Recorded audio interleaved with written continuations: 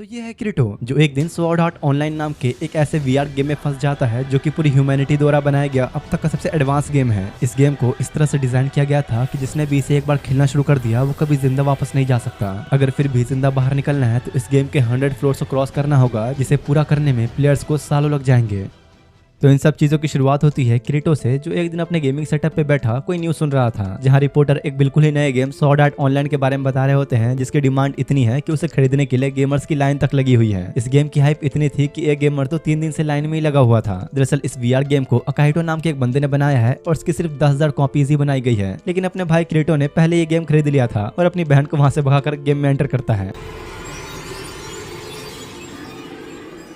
Game world में आने के बाद क्रिटो कह रहा होता है कि आखिरकार मैं इस दुनिया में वापस आ गया। अब वो इस गेम के अंदर सच में पहले आ चुका है या नहीं, ये तुम्हें थोड़ी देर बाद पता लगेगा। इधर क्रिटो सीधा भागते हुए कहीं तो जा रहा होता है, लेकिन तभी पीछे से एक लड़का जिसका नाम क्लेन है वो उसे आवाज देकर रोकता है, क्योंकि उसका इस गेम में पहला दिन था और क्रिटो को ऐसे मूव करता हुआ देख वो उसे रिक्वेस्ट करता है कि प्लीज मुझे भी कुछ अच्छे मूव सिखा दो, मेरा नाम है क्लेन। इस पर क्रिटो भी अपना नाम बताते हुए खुद को इंट्रोड्यूस करता है और क्लेन को अब थोड़ी बहुत ट्रेनिंग देने के लिए एक जंगली सुअर के पास लेकर आता है ताकि वो उस पर हमला करे और उसे हराए, लेकिन उल्टा वहाँ उसी बेचारे गेम बच जाता है और जमीन पे गिरकर रोने के मारे दर्द की एक्टिंग करने लगता है। क्रिटो कहता है कि अब रहने भी दो, इतनी एक्टिंग करने की जरूरत नहीं, क्योंकि इस गेम में हमें दर्द नहीं होता। वो समझाता है कि देखो तुम्हें पहला मूव अच्छे से करना होगा ताकि सिस्टम तुम्हारे स्किल के बेसिस पर खुद ब खुद निशाना लगा दे। क्रिटो काफी कुछ समझाता है पर क्लेन को कुछ समझ ही नहीं आ रहा होता, तो उसे और अच्छे से सिखाने के लिए क्रिटो कहता है कि देखो ऐसा महसूस करो कि तुम्हारे स्किल बस स्टार्ट होने वाली है और पूरी ताकत से शूट कर दो, बाकी का सिस्टम खुद संभाल लेगा। क्लेन भी ठीक इस बार उसके इंस्ट्रक्शंस के अनुसार चलता है, जिससे फाइनली उसने अपना पहला शिकार कर ही लिया। लेकिन उसकी खुशी ज्यादा देर तक नहीं टिकती, क्योंकि क्रिटो उसे बता देता है कि ये सुअर दूसरे गेम से कंपेयर में स्लाइम जितना पावरफुल है, तो ज्यादा खुश होने की जरूरत नहीं है। जिसके बाद वो लोग शाम होने तक लगातार ट्रेनिंग करते रहते हैं। क्लेन कहता है कि वैसे ये गेम तो बड़ा शानदार है, इसे बनाने वाला सच में कोई जीनियस होगा। क्रिटो कहता है कि रहने भी दो, ये उतना कुछ खास गेम भी नहीं है। लेकिन भाई क्लेन पहली बार ऐसा कोई गेम खेल रहा था और तो और उसे बड़े मुश्किल से ही 10,000 कॉपीज में से एक मिली है, इसलिए यार उसके लिए ये गेम तो शानदार ही है। लेकिन इस मामले में क्रिटो काफी लकी था, क्योंकि उसने इस गेम को इसके बेटर वर्जन से खेलना शुरू किया था, जो स्टार्टिंग में सिर्फ 1,000 लोगों के लिए ही बनाया गया था। यही वजह थी कि शुरुआत में क्रिटो ने कहा था कि मैं इस गेम में वापस आ गया। अच्छा ऐसा है, तो फिर बेटा टेस्टिंग में तुम कहां तक पहुंचे थे? तो क्रिटो बताता है कि ज्यादा नहीं, 2 महीनों में मैं सिर्फ 8 फ्लोर्स तक ही जा पाया था, पर इस बार मैं सिर्फ 1 महीने में ही वहां जाकर रहूंगा। थोड़ी देर बाद ही क्लेन के डाइट का समय हो गया था, तो वो लॉग आउट करके बाहर जाने लगता है और जाते जाते क्रिटो से कहता है कि मैं बाहर जाकर अपने दोस्तों के साथ दूसरा गेम भी खेलने जाऊंगा, तो क्या तुम उन्हें भी अपनी फ्रेंड लिस्ट में ऐड कर सकते हो? लेकिन फ्रेंड्स का नाम सुनते ही क्रिटो उदास सा हो गया, क्योंकि भाई क्लेन उसे छोड़कर जाना चाहता है। इस पर वो कहता है कि अरे मुझे माफ कर दो, मैं तुम्हारा एहसान इसी वर्चुअल गेम में चुका दूंगा, मैं वापस जरूर आऊंगा। क्लेन उसे बाय कहते हुए लॉग आउट करने लगता है, पर उसे लॉग आउट का ऑप्शन ही नहीं मिल रहा था। क्रिटो भी अपना मेनू खोलकर चेक करता है, तो उसे भी कोई लॉग आउट ऑप्शन नहीं मिलता, जिस पर क्लेन को लगा कि शायद बेटा वर्जन के बाद आज पहली बार ये गेम ऑफिशियली रिलीज हुआ है, तो हो सकता है कि इसलिए गेम में थोड़े बग्स होंगे। पर ठीक 5 मिनट बाद 5:30 बजे क्लेन का पिज्जा आने वाला होता है, तो बेचारा जल्दी से घबरा कर लॉग आउट करने का ट्राई करता है ताकि अपना पिज्जा खा सके। पर लॉग आउट करने के लिए अब उनके पास सिर्फ और सिर्फ 2 ही ऑप्शन है, या तो वो गेम का बग ठीक होने का वेट करें, या जब तक कोई बाहर से उनकी असली बॉडी से वीआर मशीन यानी कि वो नर्व गियर को हटा नहीं देता, तब तक वो लोग बाहर नहीं निकल सकते हैं। जो देख क्लेन काफी घबराने लगता है कि भाई अब मैं अपना पिज्जा कैसे खाऊंगा। क्रिटो कहता है कि हमें गेम के मैनुअल में भी इमरजेंसी लॉगआउट के बारे में कुछ नहीं बताया गया, तो अब तो मुझे भी नहीं पता कि कैसे बाहर निकलेंगे। जो सुन क्लेन और ज्यादा घबराने लगता है, क्योंकि उसे घर में सिर्फ अकेला वही रहता है, तो बाहर निकलने का कोई चांस ही नहीं। और वो क्रिटो से पूछता है कि वैसे तुम किसके साथ रहते हो? मैं तो अपनी छोटी बहन और मॉम के साथ रहता हूँ, लेकिन मेरी बहन को तो गेम का जी भी नहीं आता, तो मेरी भी बाहर निकलने की उम्मीद छोड़ ही दो। तभी एकदम से एक बड़ी सी बेल बजती है और सारे के सारे प्लेयर्स कैसल में टेलीपोर्ट हो जाते हैं और आसपास की सारी जगह वार्निंग वाले ऑप्शन से ढक जाती है। और तभी अगले ही पल कोई ब्लड टाइप मैजिक से एक आदमी सामने आता है। सो लेडीज एंड जेंटलमैन, मेरी दुनिया में आप सभी का स्वागत है। मेरा नाम है अकाहिको कयाबा और मैं इस दुनिया को कंट्रोल करने की ताकत रखता हूँ। और हाँ, मैं पहले ही बता दूं कि इस गेम को इसी तरह से डिजाइन किया गया है कि कोई इसे लॉग आउट न कर सके, और अगर बाहर से किसने तुम्हारे नर्व गियर को हटाने की कोशिश की तो वो गियर तुम्हारे ब्रेन में एक माइक्रो रेडिएशन भेजेगा, जिससे तुम्हारा दिमाग वहीं डिस्ट्रॉय हो जाएगा और तुम्हारा खेल वहीं खत्म। जो सुन हर कोई काफी घबरा जाता है और 2 लोग वहाँ से निकलने के लिए जैसे ही बाहर की तरफ जा रहे होते हैं, एक इनविजिबल वॉल की वजह से नहीं जा पाते। क्रिटो और क्लेन भी यही सोच रहे होते हैं कि बिना दिमाग को डैमेज करे वो लोग गेम से बाहर कैसे निकल पाएंगे। क्रिटो कहता है कि हमें इलेक्ट्रिसिटी बंद कर देनी चाहिए, तो क्लेन कहता है कि नहीं, नर्व गियर के अंदर ही बैटरी लगी होती है, तो इसका कोई फायदा नहीं। इधर अकाई को सभी से कह रहा होता है कि मेरी बात न मान के 203 लोगों की फैमिली ने उनकी नर्व गियर हटाई थी, जिससे अब वो लोग न वर्चुअल गेम में है और न ही रियल वर्ल्ड में, तो तुम सबको ये गेम कैसे भी करके खेलना ही होगा। और हाँ, इसमें तुम्हारे फ्री फायर जैसा कोई रिवाइव ऑप्शन नहीं है, तो तुम्हारी एचपी खत्म होते ही तुम्हारा दिमाग अपने आप बर्बाद हो जाएगा। अकाई को अब सभी को गेम के रूल्स बताता है कि तुम सभी अभी फ्लोर 1 पर हो और तुम्हें अपने हर फ्लोर के बॉस को हराकर फ्लोर नंबर नंबर 100 पर जाना होगा, जिसके बाद ये गेम ऑटोमेटिकली खत्म हो जाएगा और वो अब सबके इन्वेंटरी में एक एक आइटम ऐड कर देता है। क्रिटो देखता है कि उसे एक मिरर दिया गया है। इन आइटम्स के आने के बाद सबके चेहरे, एज और आउटफिट सब बदल जाता है। तो मेरे प्यारे बहनों और भाइयों, सभी को बेस्ट ऑफ लक। ये सब देखने के बाद हर जगह हड़कंप मच जाती है, क्योंकि अब उनके पास गेम से बाहर निकलने का कोई भी रास्ता नहीं। क्रेटो क्लेन से कहता है कि हमें यहाँ पर परेशान होने के बजाय अच्छे से सोचना चाहिए। सबसे पहले हमें एक दूसरे विलेज में जाना होगा और यहाँ जिंदा रहने के लिए ट्रेनिंग करके और ज्यादा पावरफुल बनना होगा। पर क्लेन मना कर देता है कि मैं यहाँ से नहीं जा सकता, क्योंकि मेरे यहाँ पर काफी सारे दोस्त हैं जिनके साथ मैंने रात भर खड़े होकर इस गेम को खरीदा था। जो सुन क्रेटो उदास हो जाता है कि मतलब अब तुम्हें मुझे छोड़कर जा रहे हो। और इसके बाद दोनों ही अपने अपने सफर पर निकल जाते हैं, जहाँ सामने क्रेटो के पास एक मॉन्स्टर आता है जिसे वो बस एक ही बार में खत्म कर देता है।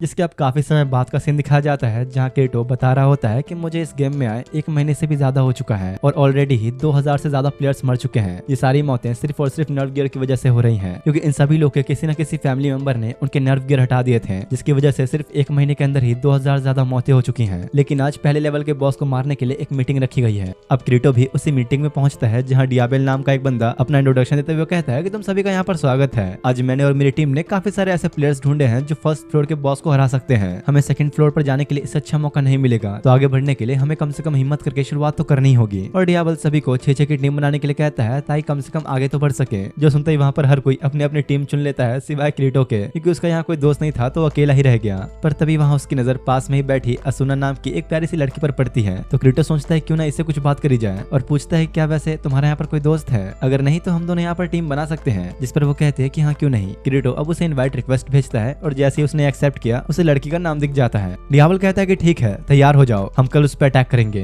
रात होने पर उन सभी की पार्टी वार्टी चल रही होती है, जहाँ क्रेटो असुना को अकेले बैठा देखता है, तो वो भी जाके उसके बगल में बैठ गया और पूछता है कि वैसे आखिर तुम इस विलेज में कर क्या रही हो? मैं छोटे मोटे विलेजेस में रहकर धीरे धीरे लेवल अप नहीं करना चाहती। किसी बेफालतू से मॉन्स्टर के हाथों मरने से अच्छा है कि मैं कम से कम आगे बढ़ने का ट्राई करूँ। यही वजह है कि मैं यहाँ तक आई। जिस पर क्रेटो कहता है कि पता नहीं कल क्या होगा, मैं नहीं चाहता कि हम में से कोई मारा जाए। अगले दिन उनकी सभी टीम फर्स्ट फ्लोर के बॉस को हराने के लिए निकल जाती है, जहाँ हर कोई अपनी अपनी स्ट्रेटेजीज बना रहा था। तो क्रेटो भी असुना के साथ अपना एक प्लान बनाता है कि कैसे वो अपनी शॉर्ट स्किल से बॉस और उसके गार्ड्स को गिरा देगा। इसके बाद तुरंत ही असुना स्विच करके उन तीनों को खत्म कर देगी। लेकिन असुना को स्विच का मतलब ही नहीं पता था। ऐसा है तो फिलहाल बस इसे इतना समझ लो कि तुम्हें बस मेरी जगह लेनी है। जिसके बाद अगले सीन में उन सभी लोगों ने अपने अपने वेपन्स के साथ बॉस पर अटैक कर दिया होता है, जहाँ बॉस अपने 4 गार्ड्स के साथ उनसे लड़ने के लिए आ चुका था। जहाँ डियाबल सभी टीम्स को गाइड करने में लग जाता है कि किसे कहाँ से हमला करना है। और यही असुना की स्वॉर्ड स्किल को देखकर क्रेटो भी हैरान था और सोचता है कि ये कोई बिगिनर प्लेयर तो नहीं लगती। इसकी स्वॉर्ड की तो टिप तक नहीं दिख रही। उन सभी के काफी एफर्ट्स के बाद वो सारे गार्ड्स खत्म हो जाते हैं, जो देख बॉस अब अपनी कुल्हाड़ी और ढाल फेंक कर एक खंजर निकाल लेता है।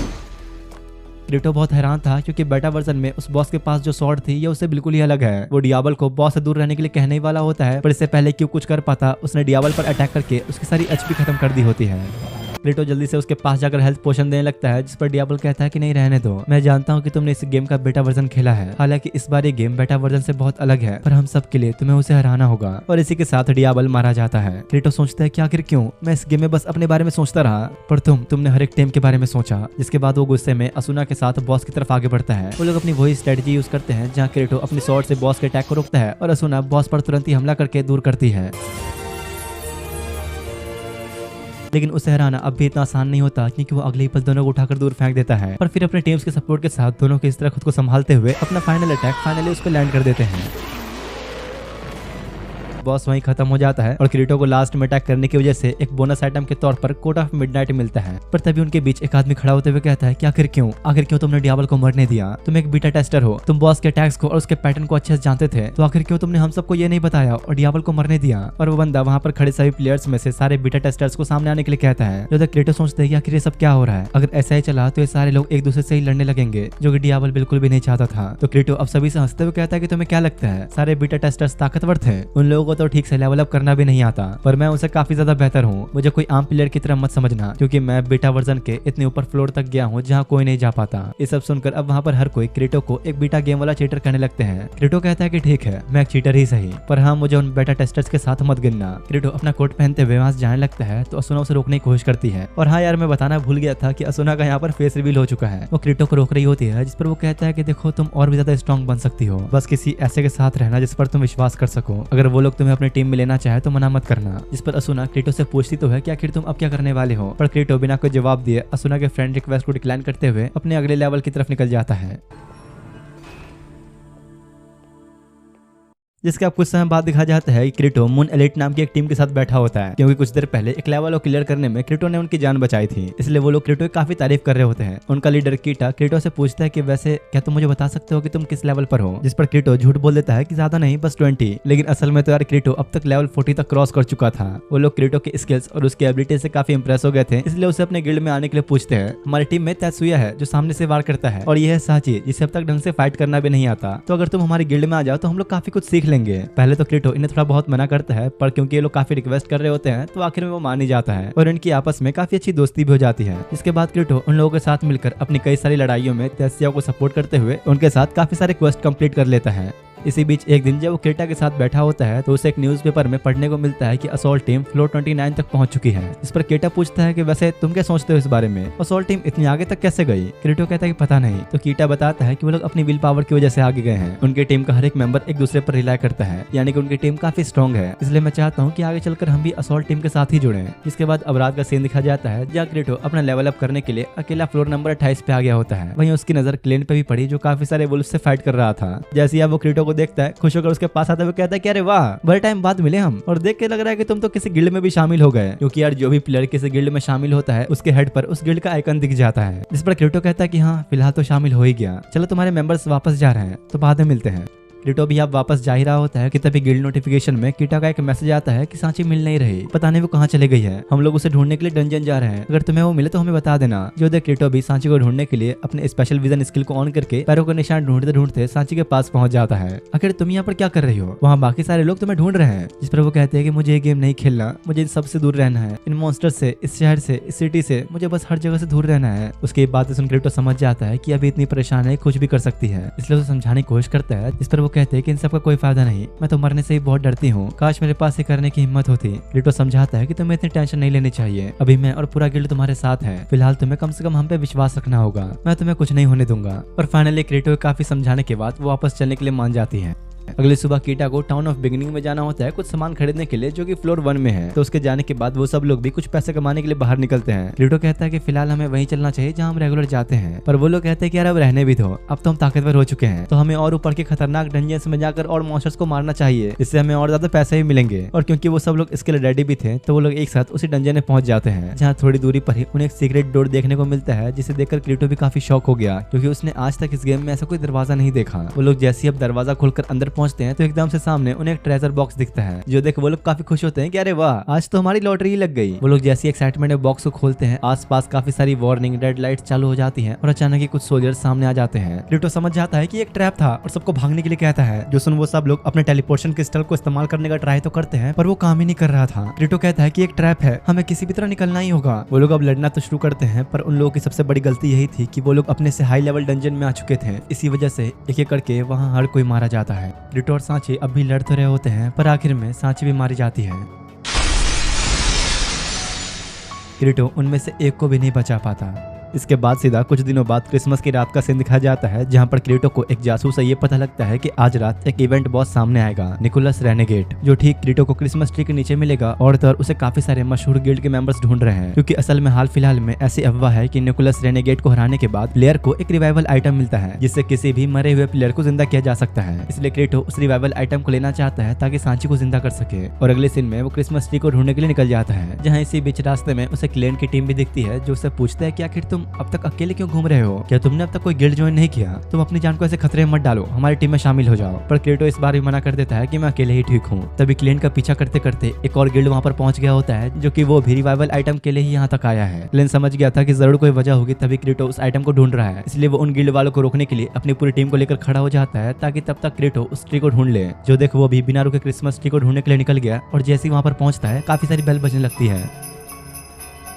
और अगले ही पल वो दो अजीब आंखों वाला मॉन्स्टर सामने आ जाता है, जो कि काफी हद तक सेंटा क्लॉज जैसा दिखता है। क्रिटो बस कुछ सेकंड्स में ही उस बॉस को हराकर रिवाइवल आइटम लेकर क्लेन को वापस ला कर देता है। ये लो, अगर तुम्हारा कोई साथी मर जाए तो तुम इससे उसे जिंदा कर सकते हो। वैसे तो क्रिटो ने सोचा था कि वो इस रिवाइवल आइटम से सांची को जिंदा करेगा, लेकिन इस आइटम की एक कंडीशन है, ये सिर्फ उसी को रिवाइव कर सकता है जो सिर्फ 10 सेकंड पहले मरा हो, यानी कि अब क्रिटो सांची के लिए कुछ भी नहीं कर सकता। वापस आने के बाद वो यही सब सोच के उदास बैठा ही था कि तभी उसे सांची का एक शेड्यूल्ड मैसेज देखने को मिलता है, जो कि क्रिसमस के दिन के लिए सेट किया गया था। इसमें वो कह रही होती है कि मुझे पता है जब तुम ये सुनोगे मैं मर चुकी होंगी। मैं अच्छे से जानती थी कि मैं अगर शहर से बाहर निकली तो कभी न कभी मारी ही जाऊंगी। मेरे मरने के बाद तुम इन सब का जिम्मेदार खुद को मत मानना। मुझे पता है तुम बहुत ही ताकतवर हो। मैंने एक बार तुम्हारा लेवल देख लिया था। हो सकता है कि उसे छुपाने के लिए तुम्हारे पास कोई ना कोई रीजन होगा और मैं समझती हूँ, इसलिए मैं चाहती हूँ कि तुम इस गेम के एंड तक पहुंचो। अब तक तुमने जो भी मेरे लिए किया हर चीज के लिए शुक्रिया। और इसी के साथ सांची के एक लास्ट गुड बाय के साथ रिकॉर्डिंग खत्म हो जाती है, जो सब सुन क्रीटो अपने आंसू रोक नहीं पाता।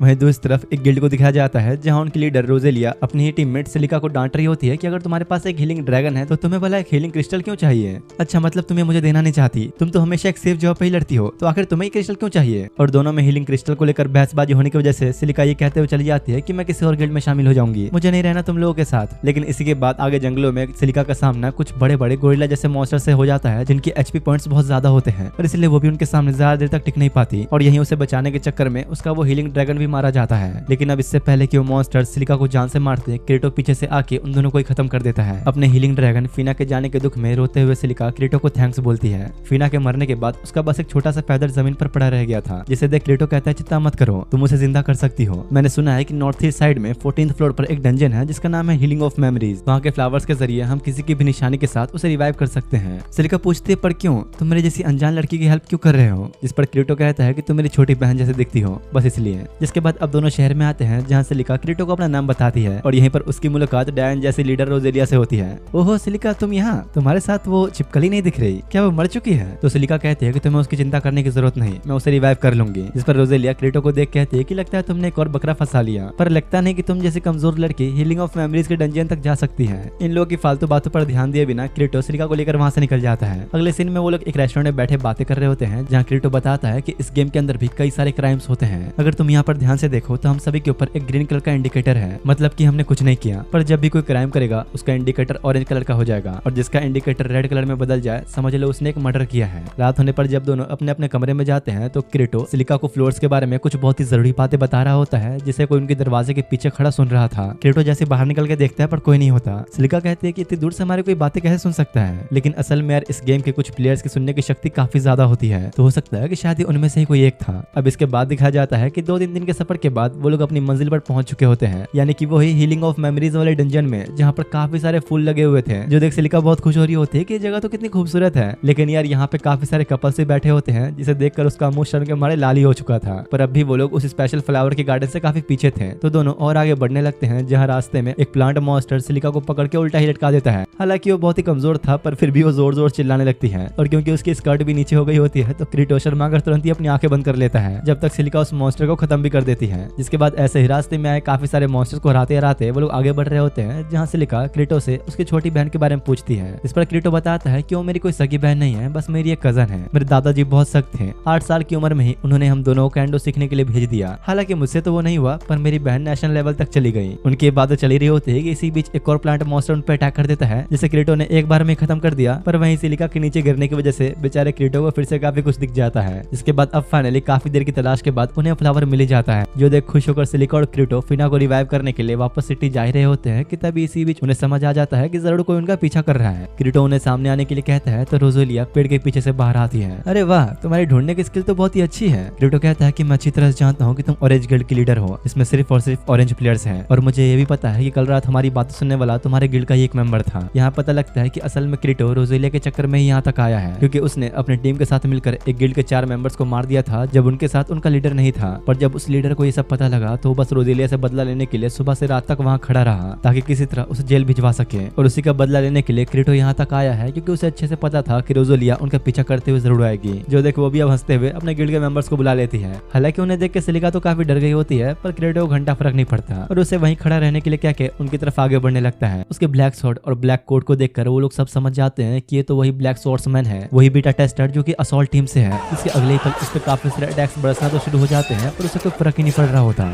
क्रीटो बताता है कि फिलहाल तुम लोग मेरा कुछ नहीं उखाड़ सकते क्योंकि तुम्हारा हर एक अटैक मुझे 400 का डैमेज दे रहा है, लेकिन मैं हर सेकंड अपनी 600 एचपी रिस्टोर कर लेता हूँ, और हाँ मेरा लेवल भी 78 हो चुका है, तो तुम्हारे इन छोटे मोटे अटैक से मुझे कोई फर्क नहीं पड़ेगा। क्रीटो उन्हें क्रिस्टल दिखाते हुए बताता है कि इससे बस मैं तुम सबको एक ही बार में जेल भेज सकता हूँ। इस क्रिस्टल को खरीदने के लिए क्रीटो के क्लाइंट ने यानी कि वही गिल्ड लीडर ने अपने कपड़े तक बेच दिए थे ताकि बस इन क्रिमिनल्स को जेल भेज सके। रोजेलिया कहती है कि देखो अगर तुमने हमें मार दिया तो तुम भी एक क्रिमिनल बन जाओगे। जो सुनते ही अगले सेकंड क्रीटो उसे गर्दन पे अपनी स्वॉर्ड रख देता है। क्या तुम भूल गए मैं एक सोलो प्लेयर हूँ, तो अगर मैं तुम जैसे को मार भी दूं तो बस मैं 2-3 दिन तक ही ऑरेंज रहूंगा। और ये कहते ही रोजीला को मार देता है। सिटी में वापस आकर क्रीटो सिलिका से माफी मांग रहा होता है क्योंकि उसने उसका यूज किया, लेकिन सिलिका को इससे कोई दिक्कत नहीं होती। तो उसे एक लास्ट गुड बाय कह के क्रीटो वहां से जाने लगता है क्योंकि इस मिशन के चक्कर में वो अपने मेन मिशन से 5 दिन पीछे हो गया था। पर जाने से पहले दोनों एक साथ मिलकर उस फ्लावर की हेल्प से फीना को रिवाइव कर देते हैं।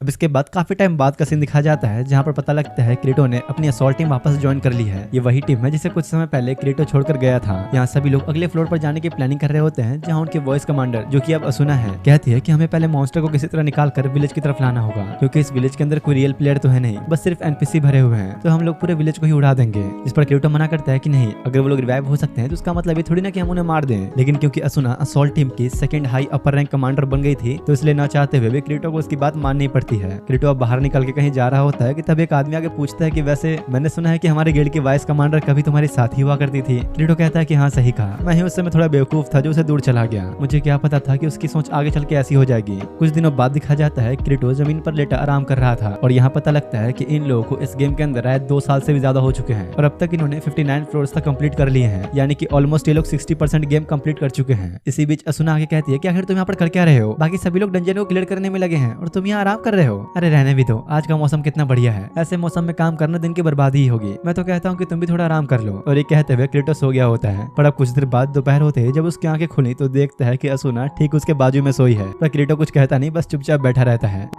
और अब काफी घंटों बाद असुना की जब नींद टूटती है तो क्रीटो को अपने सामने देखकर काफी शर्मा गई और अपनी स्वॉर्ड निकालते हुए कहती कि अब शांत रहना, यहाँ पर जो भी हुआ तुम्हें किसी को बताना मत, इसके बदले मैं तुम्हें डिनर करवाऊंगी, बस तुम किसी को बताना मत। क्रीटो कहता है कि हाँ अगर तुम यही चाहती हो तो फिर ठीक है। जिसके बाद असुना क्रीटो को एक रेस्टोरेंट में लेकर आई होती है और उसका थैंक्स कहती है साथ रहने के लिए, क्योंकि भले ही वो सोते हुए सेफ जोन में थी जहाँ उन्हें कोई मार नहीं सकता, लेकिन अगर सेफ जोन में भी कोई सामने वाला प्लेयर डुअल चैलेंज कर दे तो उसमें प्लेयर्स की एचपी भी लो हो सकती है और काफी सारे लोग तो यहाँ डुअल चैलेंज का गलत यूज भी करते हैं। ऐसा भी हो सकता था कि असुना के सोते हुए ही कोई उसके फिंगरप्रिंट से डुअल एक्टिव कर देता और अचानक से हमला करके उसकी एचपी और कम कर देता। इसलिए फिलहाल वो क्रीटो को दिल से शुक्रिया अदा कर रही होती है साथ बैठने के लिए। उनकी बातचीत चली रही थी कि एकदम से बाहर से किसी के चिल्लाने की आवाज आती है। जब वो लोग बाहर निकल के देखते हैं तो यहाँ पर उनकी टीम के एक मेंबर को किसी ने मारकर रस्सी से लटकाया हुआ था। क्रीटो सोचता है कि एक सेफ जोन में होने के बावजूद ये प्लेयर मारा गया, मतलब कि जरूर किसी ने इसे एक डुअल बैटल में चैलेंज किया होगा। तो अब क्रीटो सभी को अपना विनर वाला नोटिफिकेशन देखने के लिए कहता है, क्योंकि जिसने भी इस प्लेयर को मारा होगा उसे डुअल चैलेंज की वजह से विनर का नोटिफिकेशन आएगा। लेकिन यार किसी के पास भी ऐसा कोई मैसेज नहीं आया होता। असुना कहते हैं कि अब मामला बहुत सीरियस हो चुका है, अगर किसी ने सेफ जोन में भी प्लेयर्स को मारने का तरीका ढूंढ लिया है तो हमें यहाँ से निकलना होगा। अब से कुछ टाइम के लिए हम में से कोई भी फ्रंट लाइन पर नहीं जाएगा जब तक कि मिस्ट्री सॉल्व नहीं हो जाती। जिसके बाद वो लोग सही प्लेयर से पूछताछ करना शुरू करते हैं कि शायद किसी ने ऐसा होते हुए देखा हो। तो तभी एक लड़की ये लोग को सामने आके बताती है कि ये जो बंदा मरा वो उसे अच्छे से जानती थी। वो दोनों आज टाइम स्पेंड करने के लिए इस रेस्टोरेंट में आए थे। क्रीटो पूछता है कि क्या तुम्हें कोई आइडिया है किसने इसे मारा होगा, पर वो लड़की कुछ भी नहीं जानती थी। वो इस इंसिडेंट से काफी डर भी गई थी। तो खुद क्रीटो और असुना उसे घर तक छोड़ के आते हैं। जिसके बाद क्रीटो असुना को लेकर अपने पुराने दोस्त आजिल के पास आया होता है, जो देखो पूछता है कि आप क्रीटो तू तो एक सोलो प्लेयर था ना, तो इसके साथ क्या कर रहा है, कहीं तो इसे डेट तो नहीं करने लगा। वैसे मैं बता दूं कि मुझे तुम लोगों की सारी बातें सुनाई दे रही है। इसके बाद वो लोग उसे इंसिडेंट के बारे में बताते हैं कि कैसे सेफ जोन में ही एक प्लेयर मारा गया। जो सुन वो भी हैरान था कि कोई सेफ जोन में कैसे मारा जा सकता है। क्रीटो कहता है कि हाँ कुछ ऐसा ही हुआ है और हमें उस प्लेयर की बॉडी के अंदर से स्वॉर्ड मिली है। तो अब वो स्वॉर्ड को चेक करके बताता है कि इसे एक प्लेयर ने बनाई है और जिस आइटम से इसे बनाया गया उसका नाम है थ्रोन ऑफ सिन। तो क्रीटो अब ये चेक करने के लिए कि आखिरी वेपन कितना डैमेज कर सकता है उसे खुद पर ट्राई करने की सोचता है। पर तभी असुना रोकते हुए कहते हैं कि नहीं रिस्क मत लो, हमें फिलहाल इसे संभाल कर रख देना चाहिए। इसके बाद असुना और क्रीटो वापस से युल्को से पूछताछ करने आते हैं कि क्या वो ऐसे किसी बंदे को जानती है जो थ्रोन ऑफ सिन नाम के आइटम का इस्तेमाल करता हो। तो सुनकर वो भी बहुत हैरान हो गई और कहते हैं कि दरअसल मुझे माफ करना, मैंने तुम्हें पूरी बात नहीं बताई। हमारे गिल्ड में ग्रिम नाम का एक ऐसा प्लेयर था जिसकी केन के साथ बिल्कुल भी नहीं बनती थी। केन यहाँ पर यार उसी बंदे का नाम है जिसका मर्डर हुआ है। युल्को आगे बताती है कि ग्रिम ही वही बंदा है जिसकी वजह से हमारी पूरी गिल्ड बर्बाद हो गई। असल में हमारी गिल्ड का नाम गोल्डन एप्पल था। आज से 6 महीने पहले हमें एक बड़े मॉन्स्टर को मारने पर एक रिंग मिली थी जो कि किसी को भी बड़ी आसानी से लेवल 20 से ऊपर पहुंचा सकती थी, लेकिन इसे कोई सिर्फ एक ही इंसान यूज कर सकता था। इसलिए हमने वोट्स के जरिए फैसला किया कि इस रिंग को बेच देना चाहिए और क्योंकि उन्हें इसके अच्छे दाम भी मिल रहे थे तो उनकी लीडर खुद इसे बेचने चली गई। लेकिन उस दिन के बाद वो कभी वापस ही नहीं आई क्योंकि वो एक हादसे में मारी जा चुकी थी। जो सुन क्रीटो सोचता है कि मतलब ऐसा हो सकता है कि तुम्हारी टीम में से किसी ने उसे मारा हो, ऐसा कोई जो उस रिंग को बेचना नहीं चाहता था। क्रीटो कहता है कि मुझे इतना तो समझ में आ गया कि जिसने इस स्वॉर्ड को बनाया उसका नाम ग्रिम है, पर आखिर वो था कौन, मुझे जरा ये बताओ। तो युल्को बताती है कि असल में वो हमारी लीडर लीडर का हस्बैंड था। हमारी गिल्ड के सारे फैसले उसके ही कंट्रोल में होते थे। वो उन्हीं लोगों में से एक था जिसने रिंग को बेचने के लिए कहा था। असल में जिन जिन लोगों ने रिंग को बेचने के फेवर में वोट किया था वो थे युल्को, काइंस, ग्रिम और उनका एक और साथी स्मिथ। क्रीटो को ये नाम थोड़ा सुना सुना सा लगता है क्योंकि ये बंदा स्मिथ होली ड्रैगन अलायंस के डिफेंस फोर्स का लीडर है, जिसका सामना क्रीटो से बस एक ही बार हुआ था जब वो लोग बॉसेस को हरा रहे थे। युल्को कहती है कि प्लीज मुझे एक बार उससे मिला दो, क्या पता उसकी भी जान खतरे में हो। बाहर आने के बाद वो दोनों इसी बारे में सोच रहे होते हैं कि आखिर कातिल कौन हो सकता है। क्रीटो कहता है कि मुझे तो बस इसके पीछे 3 पॉसिबिलिटीज लगती हैं। पहला डुअल मैच की फाइट, दूसरा क्रिटिकल सिस्टम का गलत यूज करना और आखिर में तीसरा किसी अननोन स्किल के इस्तेमाल से। शायद इन्हीं कुछ तरीकों से इस मर्डर को अंजाम दिया गया है। अब इसके कुछ समय बाद उन तीनों की मुलाकात स्मिथ से भी हो जाती है, जहाँ जब उसे भी ये पता लगता है कि काइंस को ग्रिम के हथियार से मारा गया, वो भी एक सेफ एरिया में, तो उसे भी यकीन नहीं होता। वो उल्टा काइंस पर शक करने लगता है कि जरूर उसने लीडर को मारकर वो रिंग चुरा ली होगी, इसलिए हो सकता है कि लीडर के भूत ने उसे मारा हो और अब वो हम दोनों के पीछे भी होगी, क्योंकि सेफ जोन में तो कोई आम इंसान किसी की जान ले ही नहीं सकता। ये सब सुन के डरी सहमी युल्को खिड़की के पास बैठ जाती है और सोच रही होती है कि काश हमें अपने लीडर का साथ देना चाहिए था। उन लोग की आपस में यही सब बातचीत चली रही होती है कि तभी एकदम से युल्को के पीछे से उसे एक चाकू लगता है और अगले ही पल युल्को नीचे गिर के मारी जाती है। क्रीटो उसे पकड़ने के लिए खिड़की की तरफ भागता तो है, पर अब देर हो चुकी थी। लेकिन तभी सामने उसे घरों के ऊपर ब्लैक कोट में एक आदमी भागता हुआ दिखता है, जो देख क्रीटो भी तेजी से उसके पीछे भागना शुरू करता है। लेकिन तभी वो आदमी टेलीपोर्टेशन क्रिस्टल का यूज करके अगले ही पल गायब हो जाता है। उसने रोकने की कोशिश तो की होती है, पर उस बंदे के आसपास एक बैरियर क्रिएट हो गया था, जिससे क्रीटो का कोई भी अटैक उस पर काम नहीं करता और कुछ सेकंड्स के अंदर वो गायब भी हो गया। तो अब मजबूरन खाली हाथ आकर क्रीटो असुना को बताता है कि कैसे वो प्लेयर भाग गया। मुझे हमेशा लगता था कि एक सेफ एरिया में किसी को कुछ नहीं हो सकता, लेकिन यहाँ तो हमारे सामने ही एक प्लेयर को जान से मार दिया गया। क्रीटो ये सब सोचकर बहुत ही गुस्सा हो रहा होता है, पर वहीं स्मिथ काफी डरा हुआ था क्योंकि वो ब्लैक कोट उनकी लीडर ग्रिसेल्डा का ही था, इसलिए वो सोच रहा होता है कि वो हमसे जरूर बदला लेने के लिए आई है। क्रीटो कहता है कि नहीं, ये मुमकिन ही नहीं है, एक घोस्ट को टेलीपोर्टेशन यूज करने की जरूरत ही क्या पड़ेगी। वो ये सब सोच रहा होता है कि तभी असुना कहते हैं कि लो ये बर्गर खा लो, तुमने सुबह से कुछ नहीं खाया। तो क्रीटो भी वो लेकर खाने लगा, लेकिन पूरा खत्म होने से पहले ही वो बर्गर नीचे गिर के गायब हो जाता है। जो देख क्रीटो हैरान तो था, लेकिन उसके अब सारे डाउट्स क्लियर हो गए होते हैं। मुझे पता था सेफ जोन में कोई मौत हो ही नहीं सकती, यहाँ बस हम लोगों को डराने की कोशिश की गई है। दूसरी तरफ स्मिथ अपनी पुरानी लीडर ग्रिसेल्डा के कॉफिन के पास आया होता है, उससे माफी मांगने के लिए, और कहता है कि प्लीज मुझे माफ कर दो, मुझे तुम्हारे बारे में बिल्कुल भी पता नहीं था। लेकिन तभी अगले सेकंड ग्रिसेल्डा और ग्रिम ब्लैक कोट पहने सामने आ जाते हैं। जो देख स्मिथ डरते हुए कहता है कि मुझे माफ करना, मुझे बस ऑर्डर दिए गए थे ग्रिसेल्डा से वो रिंग लेकर गिल्ड बैंक में जमा कराने के लिए, इसलिए जिस रात वो रिंग को लेकर जा रही थी हमने उसे एक टेलीपोर्टेशन क्रिस्टल के साथ बदल दिया। ग्रिम पूछता है तो आखिर तुम्हें ऑर्डर दिया किसने, उसका नाम बताओ। जिस पर वो कहता है कि नहीं, मुझे सच में नहीं पता, मुझे नहीं पता कि इससे एक मर्डर हो जाएगा, मैं किसी को मारना नहीं चाहता था। अब पूरा सच सुनने के बाद वो दोनों ही अपना कपड़ा हटाते हैं, जो कि और कोई नहीं बल्कि काइन और युल्को थे, और उन्होंने स्मिथ के कन्फेशन को रिकॉर्ड कर लिया था। साथ ही यार ये सारा मामला अपने क्रीटो को भी अच्छे समझ में आ गया होता है। उसे पता है कि असल में युल्को और काइन जिंदा हैं, क्योंकि सेफ जोन में अगर किसी प्लेयर पर अटैक होता है तो उसके वेपन या फिर आइटम की एचपी कम होती है, न कि प्लेयर की। तो जिस स्वॉर्ड से उस दिन काइन पर वार हुआ था वो सिर्फ उसके आर्मर की एचपी कम कर रही थी, और जैसे ही उसके आर्मर की एचपी पूरी तरह से खत्म हो गई, काइन ने खुद को टेलीपोर्टेशन क्रिस्टल की मदद से गायब कर लिया। असुना पूछती है कि अगर ऐसा है तो युल्को का क्या हुआ, इस पर क्रीटो बताता है कि जब हम स्मिथ से मिलने गए थे तो उसने शुरुआत से ही हमें अपनी पीठ नहीं दिखाई, मतलब कि वो चाकू उसके कपड़ों पर काफी देर से लगा हुआ था, और जितनी देर उसने बातें की तब तक उसके कपड़ों की एचपी खत्म हो गई और वो भी टेलीपोर्ट क्रिस्टल की मदद से वहां से गायब हो गई, जिससे सभी को ऐसा लगा कि वो मर के गायब हो गई। उन दोनों ने बस ये सब कुछ अपने लीडर के कातिल को सामने लाने के लिए किया। क्रीटो असुना को युल्को की लोकेशन चेक करने के लिए कहता है, जहाँ वो लोग इस वक्त सिटी से दूर एक पहाड़ी पर मौजूद थे। जो देखे वो कहता है कि मतलब एक केस सॉल्व हो गया और अब हमारे इस केस से कोई लेना देना नहीं, उन्हें उनका बदला लेने दो। इधर यहाँ काइन स्मिथ से कह रहा होता है कि मैं भी अच्छी तरह से जानता हूँ कि तुम भी ग्रिसेल्डा की मौत नहीं चाहते थे, पर जो तुमने किया उसके लिए तुम्हें माफ नहीं किया जाएगा। डरा सहमा हुआ स्मिथ उनकी तरफ देख रहा होता है कि एकदम से उनके पीछे से एक चाकू आके लगता है, जो कि मारा था यहाँ आए इन 3 ऑरेंज प्लेयर्स ने। जो ग्रिम के पूछने पर कहते हैं कि हमें इसे मारने के लिए भेजा गया था और उस नाइफ के अंदर पैरालिसिस पॉइजन था। ग्रिम को पूछने पर कहते हैं कि देख हमारे साथ कोऑपरेट कर ले, क्योंकि जिसने भी हमें भेजा है उसके बारे में तुम लोग कभी जान नहीं पाओगे। उनका लीडर अपने साथियों से पूछते हुए कहता है कि तो बताओ इन लोगों के साथ कैसा खेल खेला जाए, और स्मिथ को मारने के लिए वो आगे बढ़ ही रहा होता है कि तभी एक घोड़े पर सवार क्रीटो पीछे से आ जाता है। वैसे मेरे साथ साथ मेरे असॉल्ट टीम के 30 मेंबर्स और आ रहे हैं, तो क्या तुम लोग उनसे भी लड़ना चाहोगे? जो देखो उनका लीडर कहता है कि रहने दो भाई, हमें इनसे लड़ने के पैसे नहीं मिले, तो टाइम वेस्ट करके कोई फायदा नहीं है, और क्रीटो को इग्नोर करते हुए चुपचाप निकल जाते हैं। युल्को कहती है कि प्लीज मुझे माफ करना, मैंने तुम लोगों को धोखे में रखा, पर मैं ये सब खत्म होने के बाद तुम्हें इसके बारे में जरूर बताने वाली थी। जिस पर क्रीटो कहता है कि पहले तुम दोनों मुझे ये बताओ कि तुमने अपना वेपन ग्रिमलॉक से ही बनवाया था ना, लेकिन आखिर वो इसके लिए मान कैसे गया? तो युल्को बताते हैं कि हाँ, पहले तो वो इन सब के लिए मना कर रहा था क्योंकि वो तो अपनी वाइफ ग्रिसेल्डा के मौत से खुश था, लेकिन हमारे काफी रिक्वेस्ट करने की वजह से आखिरकार उसने वेपन्स बना ही दिए। क्रीटो को ये सब सुन सारी बातें अच्छे समझ में आ जाती है, क्योंकि करीब आधे घंटे पहले जब वो और असुना होटल में बैठकर इसी बात पर डिस्कशन कर रहे थे तो असुना ने उससे पूछा था कि अगर तुम्हें रिंग मिलती तो फिर तुम क्या करती। करते। क्रीटो कहता है कि बस इसलिए तो मैं एक स्लो प्लेयर हूँ, मैं तो उसे खुद ही रख लेता। इस पर असुना बताती है कि हाँ, इसलिए तो गिल्ड्स में रूल बनाया गया है कि जब भी कोई प्लेयर को न्यू आइटम मिलेगा तो उसे सबसे पहले अपनी टीम को जानकारी देनी होगी और फिर इसके बाद डिसाइड किया जाता है कि उस रेयर आइटम का क्या किया जाए। यही बातों बातों में असुना ये भी बताती है कि जब गेम में दो प्लेयर्स एक दूसरे से शादी कर लेते हैं तो उनका सारा का सारा आइटम एक इन्वेंटरी में आ जाता है। मतलब शादी के बाद वो लोग हर तरह से एक हो जाएंगे। ये कितना अच्छा और रोमांटिक है। क्रीटो पूछता है कि अगर ऐसा है तो तुमने कितनी बार शादी करी है, जो सुन असुना को बहुत ही गुस्सा आ जाता है। इसे सुनने के बाद क्रीटो को बहुत शक होता है क्योंकि इस रूल के हिसाब से शादीशुदा प्लेयर्स में से कोई एक मारा जाए तो सामने वाले की पूरी इन्वेंटरी उस एक बचे हुए प्लेयर की हो जाएगी। यानी कि इसका सीधा साधा मतलब ये है कि वो रिंग अभी कातिल के पास नहीं बल्कि ग्रिम के पास होगी। और बस इसलिए क्रीटो इस वक्त इन लोगों के पास आया है और सारी बातें बता देता है कि वो ग्रिम ही है जिसने ग्रिसिल्डा के इन्वेंटरी से वो रिंग चुराई थी। यानी कि ये चीज साफ है कि उन कातिलों को ग्रिसिल्डा को मरवाने के लिए ग्रिम नहीं भेजा था।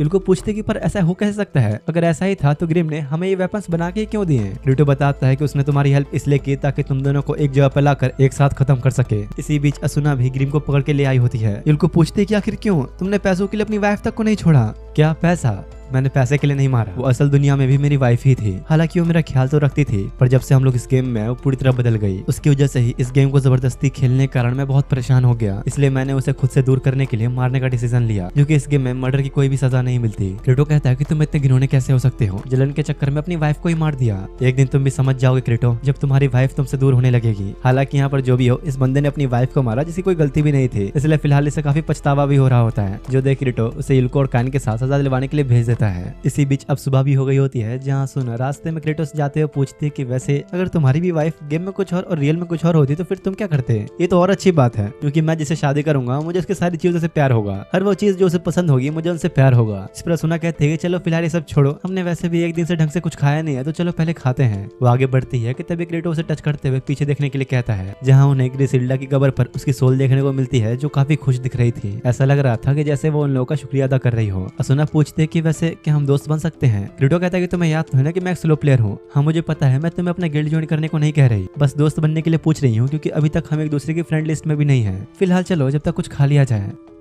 इधर अगले सीन में लिस नाम की एक लड़की को दिखाया जाता है जो कि असुना के स्वॉर्ड को अच्छे से शार्प करके और क्लीन करके उसे दे देती है। लिस पूछती है कि तो आज तुम हंट पर नहीं गई, तो असुना कहती है कि नहीं, आज मैंने किसी से मिलने के लिए छुट्टी ली है। तभी लिस की नजर असुना के कान पर लगी इयररिंग पर पड़ती है और पूछती है कि अच्छा कौन सी मीटिंग में जा रही हो, फिर लगता है तुम्हें तुम्हारा कोई पार्टनर मिल गया। असुना कहते कि नहीं यार ऐसा कुछ नहीं है, मैं सिर्फ उससे काम के रिगार्डिंग मिलने जा रही हूँ। असुना के जाने के बाद वो दोबारा अपने काम में लग जाती है और सोच रही होती है क्या मुझे भी कोई मेरा पार्टनर मिलेगा। अगले दिन जब वो अपनी शॉप पर स्वॉर्ड बनाने में बिजी होती है कि तभी क्रीटो वहाँ आता है जो उसकी शॉप में पहली बार आया था। पर क्रीटो का हुलिया देखकर लिस को लग नहीं रहा होता कि ये गरीब यहाँ से कुछ खरीद भी पाएगा। क्रीटो कहता है कि क्या तुम मेरी इस स्वॉर्ड को और बेहतरीन बना सकती हो। लिस जैसे ही वो स्वॉर्ड जिसका नाम एलुसिलेटर होता है उसे उठाती है तो वो कुछ ज्यादा ही भारी था और कहती है कि तो बहुत ही रेयर आइटम है, इसे यूज करने वाला तो कोई बहुत पावरफुल होगा। तभी लिस क्रीटो को अपनी शॉप की सबसे पावरफुल और बेहतरीन स्वॉर्ड दिखाती है तो पूछता कि ये तुम्हारी बेहतरीन स्वॉर्ड, और उस स्वॉर्ड को टेस्ट करने के लिए क्रीटो उसे अपनी स्वॉर्ड पर मारने की सोचता है। लिस कहती है कि अरे रुक जाओ, इसे तुम्हारी स्वॉर्ड टूट जाएगी। लेकिन जैसे ही वो दोनों स्वॉर्ड को भिड़ाता है लिस की स्वॉर्ड ही चकनाचूर हो जाती है। जो देख बेचारी तो बिल्कुल पागल हो जाते हैं कि आखिर तुमने क्या किया, तुमने मेरी इतनी बेहतरीन स्वॉर्ड तोड़ दी।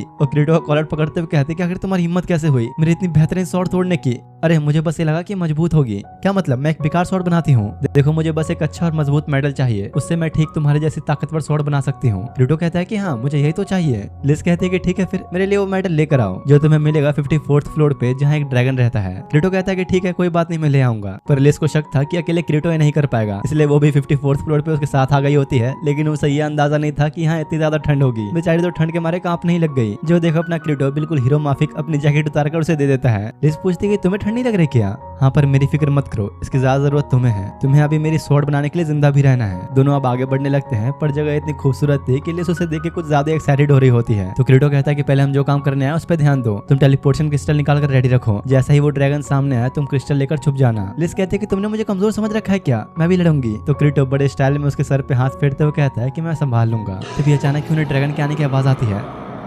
क्रीटो कहता है कि अभी जाओ जाके छुप जाओ, और अगले ही सेकंड वो बड़ा विशाल ड्रैगन सामने आ जाता है जिससे क्रीटो की घमासान बैटल शुरू हो गई होती है और अपने लगातार कई सारे अटैक्स के बाद उसका एक हाथ काट देता है।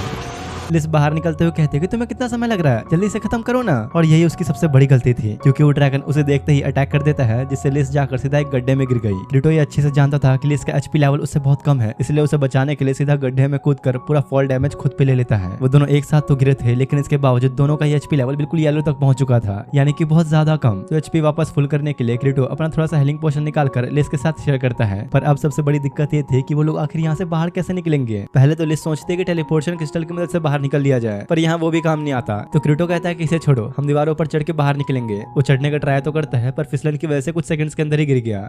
मतलब अब उनके पास बाहर निकलने का कोई ऑप्शन नहीं। और ऐसे ही देखते देखते रात हो गई होती है, तो दोनों अपना बोरिया बिस्तर डाल के वहीं सो जाते हैं। लिस कहते हैं कि यार ये सब कितना अजीब है ना, कुछ समय पहले हम क्या कर रहे थे और देखो आप गड्ढे में फंसे हुए हैं। पर मुझे ये जानना है कि आखिर तुमने मेरी जान बचाने के लिए खुद को खतरे में क्यों डाला। तो क्रीटो कहता है कि मैं ऐसे किसी को मरते हुए तो नहीं छोड़ सकता, तुम तो फिर भी एक बोली भाली सी लड़की हो। उसे काफी डर सा लग रहा था, इसलिए क्रीटो को अपना हाथ पकड़ने को कहती है और गहरी नींद में चली जाती है। सुबह होने पर जब उसकी आंख खुली तो देखती है क्रीटो सामने कुछ गड्ढा कर रहा है। लिस पूछती है कि आखिर तुम कर क्या रहे हो। काफी देर तक गड्ढा करते करते क्रीटो वही मेटल ढूंढ लेता है जिससे वो लोग यहाँ लेने के लिए आए थे, क्योंकि असल में ये पूरा गड्ढा कुछ और नहीं बल्कि उसी ड्रैगन का घोंसला है। उनका ये पता लगता ही अगले ही पल वो ड्रैगन अपना नाश्ता पानी करने के लिए गड्ढे में आ जाता है। जो देख क्रीटो जल्दी से लिस को पकड़ के दीवार पर चढ़ने लगता है, क्योंकि वो इसी का वेट कर रहा था। और ड्रैगन को अपने पीछे आता देख मौका देकर क्रीटो उसी के ऊपर चढ़ जाता है, और जैसे ही वो गड्ढे से बाहर निकल आया दोनों कूद जाते हैं। ये सब देख लिस इतनी इंप्रेस हो गई होती है, क्रीटो का हाथ पकड़कर उसे आई लव यू कह देती है। पर बीच हवा में होने की वजह से अपना बेचारा क्रीटो कुछ सुन नहीं पाता।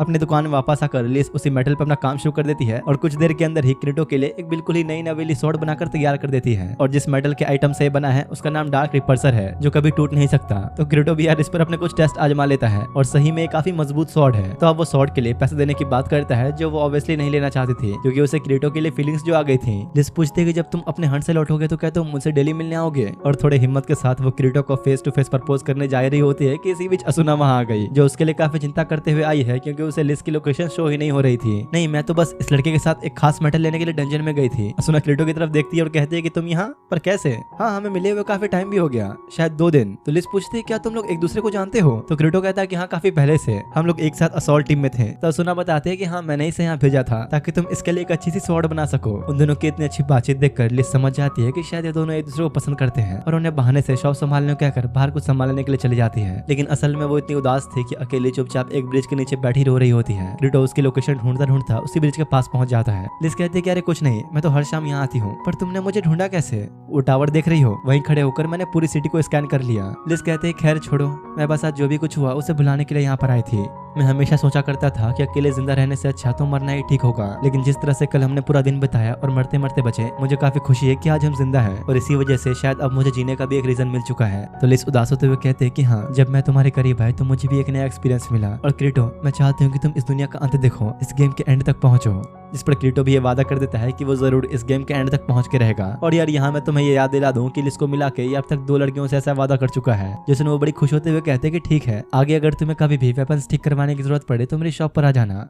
कुछ दिनों बाद का वक्त दिखाया जाता है, जहां क्रीटो ऐसे काफी सारे मॉन्स्टर्स को मार मार के अपने एचपी बढ़ाते हुए लगातार फ्लोर्स को क्लियर करते हुए 74th फ्लोर तक पहुंच जाता है। उसे इस गेम में अब तक 2 साल से भी ज्यादा हो चुके हैं, और सोच रहा होता है कि पता नहीं मुझे और कितना समय लगेगा इस गेम को क्लियर करने में। हम सब यहाँ लड़ रहे हैं और अपनी जाने गंवा रहे हैं, और वहाँ बाहर की दुनिया से अकाई को हमें मरते हुए देखकर खुश हो रहा होगा। जिसके बाद अब डंजन से निकल के आगे जंगलों में चलते हुए क्रीटो को एक रैबिट दिखता है, जो कि काफी रेयर था। तो क्रीटो कुछ सेकंड्स में उसे पकड़ लेता है। वो उसका मीट बेचने के लिए वापस 50th फ्लोर पे एजिल के पास आता है, जिसे देखकर तो उसके भी होश उड़ गए होते हैं, जो कि इस रैबिट का मीट एस क्लास जितना रेयर आइटम है, जिसे आज तक खुद एजिल तक ने नहीं देखा था। इसलिए क्रीटो से कहता है कि आखिर तुम इसे बेच क्यों रहे हो, इसे मस्त तेल में फ्राई करके खा लो। हाँ, लेकिन ये तो तुम भी जानते हो ना कि ऐसी चीजों को पकाने के लिए बहुत ही हाई लेवल कुकिंग स्किल चाहिए, मुझसे तो शायद ये बर्बाद ही हो जाएगा। वो लोग बातें कर रहे होते हैं कि तभी असुना वहाँ अपने बॉडीगार्ड के साथ आ जाती है, जो देख क्रीटो बहुत खुश होता है कि अरे वाह, हमें अपना शेफ मिल गया, क्योंकि यार असुना के पास काफी अच्छी कुकिंग स्किल है। क्रीटो पूछता है कि वैसे तुम यहाँ पर आई क्यों हो। तो वो कहती है कि पागल, मैं तुम्हें चेक करने आई थी कि तुम जिंदा हो भी या नहीं, क्योंकि मुझे कब से मैप में तुम्हारी लोकेशन ही नहीं दिखाई दे रही। और यार यहाँ पे मैं तुम लोग को एक चीज क्लियर कर दूं कि जब भी कोई एक प्लेयर ऊपर वाले फ्लोर में होता है और दूसरा प्लेयर नीचे वाले फ्लोर में, तो नीचे वाले प्लेयर को ऊपर रह रहे फ्लोर्स के प्लेयर की लोकेशन नहीं दिखती। इसलिए कई बार ऐसा होता है कि असुना को क्रीटो की लोकेशन ही नहीं दिखती। असुना कहती है कि सब छोड़ो, यहाँ पर तुम कभी कुछ पकाने की बात कर रहे थे शायद। तो क्रीटो कहता है कि हाँ, लेकिन तुम्हारा कुकिंग लेवल कितना है। जिस पर वो बताती है कि मैंने तो पिछले हफ्ते ही अपना कुकिंग लेवल फुल कर लिया था, यानी कुकिंग स्किल के मामले में वो अभी टॉप लेवल पे है। जो सुन क्रीटो और एजिल दोनों ही हैरान होते हैं, और वो अपने रेयर रैबिट का मीट असुना को दिखाता है, जो देखो वो भी हैरान थी कि तुम्हारे पास ये एस रैंक का रैबिट कैसे आया।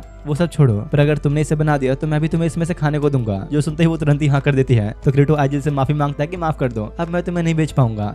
पर क्योंकि उनके पास खाना बनाने का पूरा सामान नहीं होता इसलिए वो लोग असुना के घर जा रहे होते हैं, जहाँ कुछ दूरी पर आते ही असुना अपने बॉडीगार्ड कुराडिन को छुट्टी दे देती है और कहते हैं कि मैं इसके साथ रहूंगी, तुम आज घर जा सकते हो। जिस पर कुराडिन कहता है कि नहीं मैडम, आपको ऐसे किसी छपरी पर भरोसा नहीं करना चाहिए। असुना कहते हैं कि ऐसा नहीं है, इसे मैं बहुत अच्छे से जानती हूँ और उसका लेवल भी तुमसे ज्यादा है। जो सुन कुराडिन का ईगो हर्ट हो गया होता है, इसलिए क्रीटो को बीटा टेस्टर वाला चीटर कहते हुए उसकी बेइज्जती करने लगता है। बस बहुत हो गया, मुझे और कुछ नहीं सुनना, तुम इसी वक्त यहाँ से जाओ। और वो क्रीटो खींचकर 61th फ्लोर यानी अपने घर पर ले आती है, जहाँ असुना रहा करती है। क्रीटो कहता है कि सच में काफी अच्छी जगह है, पर वैसे तुम्हारे साथ रहने वाला वो आदमी आखिर है कौन? जिस पर वो बताती है कि बॉडीगार्ड मुझे मेरे गिल्ड वालों ने दिया है, क्योंकि मैं गिल्ड की अब सेकंड कमांडर बन चुकी हूँ, इसलिए पॉलिसी के अनुसार जिसका भी लेवल सबसे ज्यादा है उसे एक बॉडीगार्ड दिया जाता है। और ऐसी कुछ चीजों के बारे में बातें करते करते क्रीटो फाइनली असुना घर पहुंच जाता है, जो सच में काफी आलीशान था। अरे वाह, तुम्हारा घर तो काफी अच्छा है, पर वैसे तुम्हें कितने का पड़ा? अच्छा ये घर नहीं, ज्यादा नहीं, बस फर्नीचर वगैरह को मिला के 4 मिलियन। जो सुनने के बाद क्रीटो बैठे बैठे यही सोच रहा होता है कि भले ही मैं इतने पैसे कमा लूं, लेकिन मैं घर के ऊपर इतना ज्यादा खर्च तो नहीं करने वाला।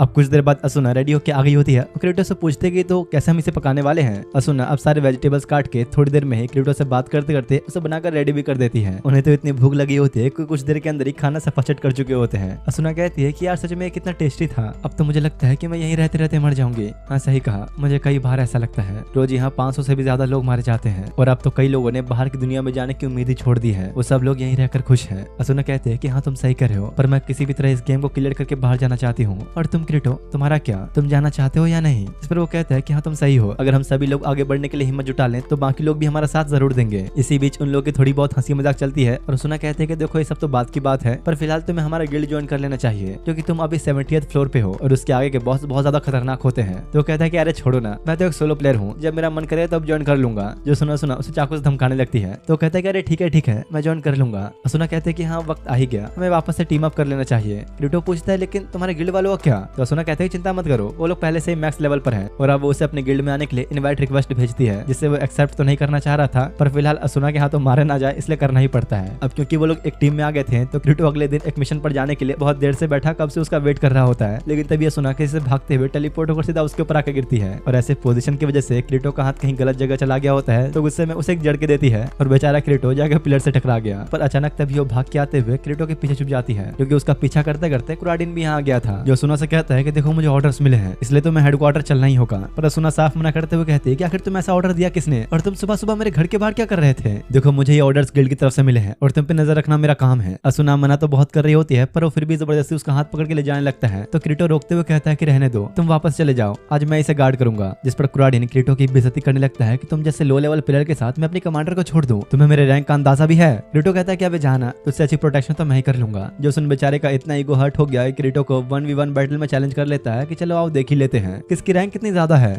थोड़ी देर बाद जैसे ही दोनों की फाइट स्टार्ट होती है, क्रीटो पहले ही अटैक में कुराडिन के स्वॉर्ड को एक झटके में ही तोड़ डालता है। आसपास के लोग भी देखकर हैरान होते हैं कि लड़का तो सच में कितना टैलेंटेड है। क्रीटो कहता है कोई नहीं, अगर तुम्हें कोई दूसरा वेपन भी ट्राई करना है तो तुम वो भी ट्राई कर सकते हो। पर अब इससे पहले कि वो दूसरा वेपन निकाल कर क्रीटो पर अटैक करता, असुना बीच में आकर उसकी वो स्वॉर्ड भी तोड़ देती है। क्यों, आपने मुझे क्यों रोका? आपने देखा ना कैसे उसने एक चीट ट्रिक का यूज करते हुए मेरे स्वॉर्ड तोड़ दी। असुना कहते हैं कि बस अब बहुत हो गया, तुम्हारी कमांडर होने के तौर पर मैं तुम्हें अपने बॉडीगार्ड की जॉब से निकालती हूँ, तुम वापस हेडक्वार्टर जाओ और दूसरे ऑर्डर का वेट करो। जो सुन अब उसे न चाहते हुए भी हार मान के जाना ही पड़ता है। तभी इधर कुछ लोगों के बीच काले कपड़े पहने हुए एक आदमी को दिखाया जाता है, जो कि बड़ी देर से क्रीटो को ही देख रहा था। इधर अब क्रीटो और असुना 74th फ्लोर के डंजन में आगे होते हैं मॉन्स्टर से लड़ने के लिए, और ऐसे ही लड़ते लड़ते इन दोनों के बीच का कोऑर्डिनेशन काफी अच्छा हो गया होता है और कुछ देर तक छोटे मोटे मॉन्स्टर से लड़ने के बाद वो लोग फाइनली 74th फ्लोर के बॉस के गेट तक पहुंच जाते हैं। असुना पूछती है तो क्या सोच रहे हो, हमें अंदर जाना चाहिए? क्रीटो कहता है कि यहाँ आसपास कोई गार्ड नहीं दिख रहा, फिलहाल इमरजेंसी के लिए तुम्हें अपने टेलीपोर्टेशन क्रिस्टल्स तैयार रखने चाहिए। दोनों जैसे ही एंटर करते हैं, आसपास की सारी मशाले जलने लग जाती हैं और सामने से बड़ी बड़ी सिंगों वाला एक जायंट मॉन्स्टर उनका वेलकम करता है, जो कि 74th फ्लोर का बॉस है, द क्लीन आई। तब इन लोगों की नजर बॉस के हेल्थ पॉइंट पर जाती है और अब इससे पहले कि अपनी स्वॉर्ड से इन पर अटैक करता, दोनों जल्दी से दरवाजे की तरफ भागते हैं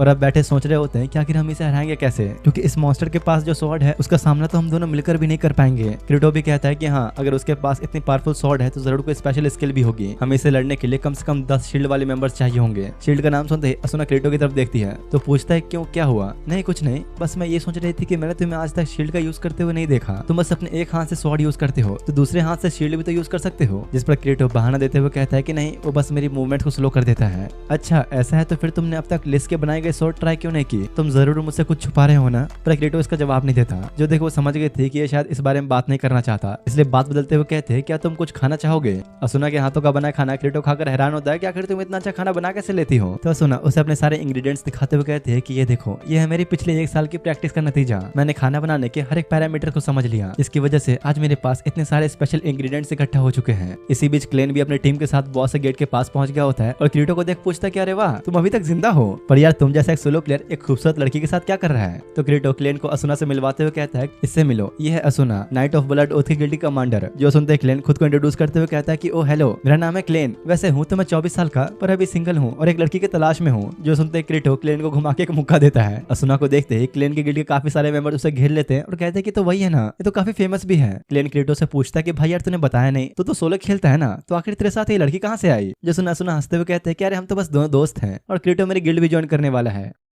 तभी भागते भागते एक गिल्ड और वहां पर आ गया होता है जिसका नाम है लुब्रिकेशन आर्मी। जो सब अपनी पिछली फाइट की वजह से काफी ज्यादा थक चुके होते हैं, पर फिर भी उनका लीडर कहता है कि थोड़ी देर आराम कर लो, हमें इस फ्लोर के बॉस से भी फाइट करनी है। असुना कहते हैं कि मैंने इन लोगों को एक बार नीचे के फ्लोर्स में देखा था। अब तभी उनका लीडर क्रीटो से आके आगे जाने के लिए मैप मांगता है। तो क्लेन कहता है कि ऐसे कैसे, हम तुम्हें फ्री में क्यों दें? जिस पर वो कहता है कि देखो, इस गेम में हमें एक दूसरे के साथ इन्फॉर्मेशन बांटनी चाहिए, यहाँ से बाहर निकलने के लिए हमारा एक दूसरे का साथ देना जरूरी है। लेकिन क्रीटो ज्यादा बहस न करते हुए मैप की एक कॉपी उसे दे देता है और एक अपने पास रखता है ताकि पब्लिक में डेटा शेयर कर सके। लीडर अपने साथियों से कहता है कि तैयार हो जाओ, बस आराम बहुत हो गया, हमें यहाँ के बॉस को हराना भी है। जो देख क्रीटो मना करता है कि पहले अपने साथियों की हालत तो देख लो, इस फ्लोर का बॉस बहुत ताकतवर है, तुम लोग उसे नहीं हरा पाओगे। पर वो बंदा भाई कहाँ ही किसी की सुनने वाला था और अपनी टीम को लेकर अंदर चला जाता है। असुना कहती है कि लगता नहीं वो लोग कोई प्लान बना के अंदर गए हैं, हमें उन पर नजर रखनी चाहिए। क्रीटो भी उनकी हेल्प करना चाहता था, इसलिए क्लेन भी मान जाता है। क्लेन असुना से कहता है कि देखो, इस नालायक को सिर्फ जंग लड़ना ही आता है, इसलिए तुम प्लीज इसका ख्याल रखना, ये अपनी लापरवाही की वजह से मर भी सकता है। अच्छा ठीक है, तुम इसकी टेंशन मत लो, मैं इसका ध्यान रखूंगी। जिसके बाद वो लोग अब छोटे मोटे मॉन्स्टर्स को मारते हुए बॉस गेट के पास पहुंच गए होते हैं, जहां अचानक ही उन्हें अंदर से चिल्लाने की आवाज आती है। असुना और क्रीटो जैसे ये सुन भागते हुए अंदर गए तो देखते हैं कि बॉस से लड़ते लड़ते उन सभी लोगों की हालत बहुत बुरी हो गई होती है। क्रीटो कहता है कि यार तुम लोग कर क्या रहे हो, अपने टेलीपोर्टेशन क्रिस्टल का यूज करके यहाँ से भागो। क्रीटो समझ जाता है कि ये बिल्कुल उसी ट्रैप रूम जैसा है जहाँ पर सांची और बाकी मेंबर्स मारे गए थे, लेकिन उनका वो गधा लीडर अब भी उन्हें बॉस से लड़ने का ऑर्डर दे रहा होता है। क्रीटो कहता है काश हमारे पास बॉस का ध्यान भटकाने का कोई रास्ता होता,